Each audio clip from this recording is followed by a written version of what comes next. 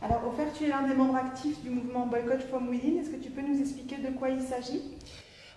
It's a movement of Israeli citizens who are opposed to Israel's policies, which are basically apartheid policies, and we support the Palestinian civil society's call for BDS from 2005. Vous militez beaucoup sur la partie boycott culturel. Peux-tu nous expliquer pourquoi cette dimension du boycott est essentielle? Yeah, the cultural boycott is important first of all because it can change the debate, it can change the political atmosphere in various places, including France.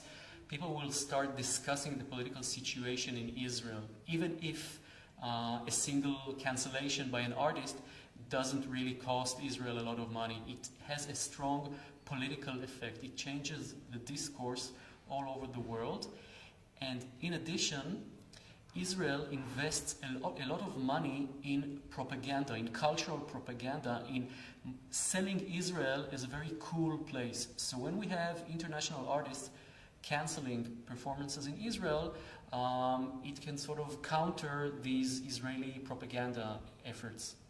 Il y a eu plusieurs déclarations des personnalités donc, du gouvernement israélien contre les citoyens, notamment israéliens, qui soutiennent la campagne BDS internationale.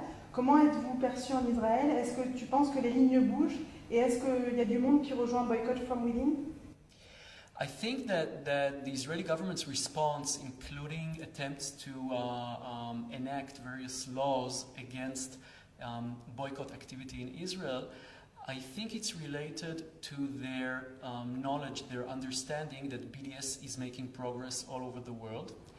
And now we are seeing more and more Israeli politicians speaking out against BDS and even mentioning BDS by name, saying BDS. This is a positive development. If they're trying to speak out against us and if they're trying to silence us through various laws, I think it's positive.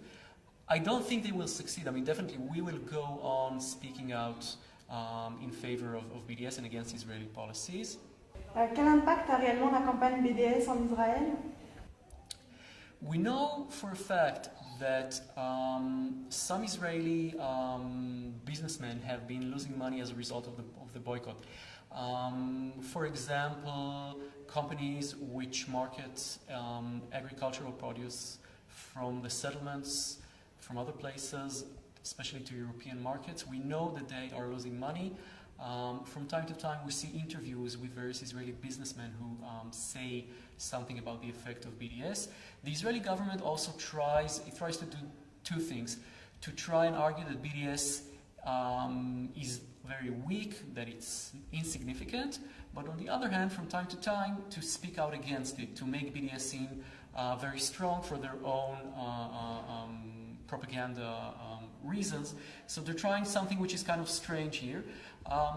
So I think we're seeing BDS progress all the time, especially this week with recent statements from European governments, warnings against doing business with Israeli settlements. That's a good start, and we expect more from these governments. Avez-vous un message à donner pour les citoyens français engagés? Yeah, I mean, that's very important. First of all, it's very, very encouraging. I remember that 10 years ago, we had a meeting in Jerusalem with French activists, trade union activists, and they told us at the time that boycott, the concept of boycott, is not popular in France in general, that it's something that the French people are not used to.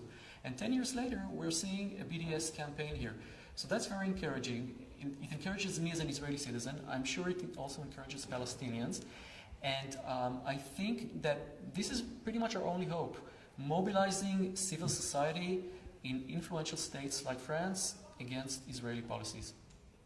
Merci, Ofer. Merci. Merci beaucoup.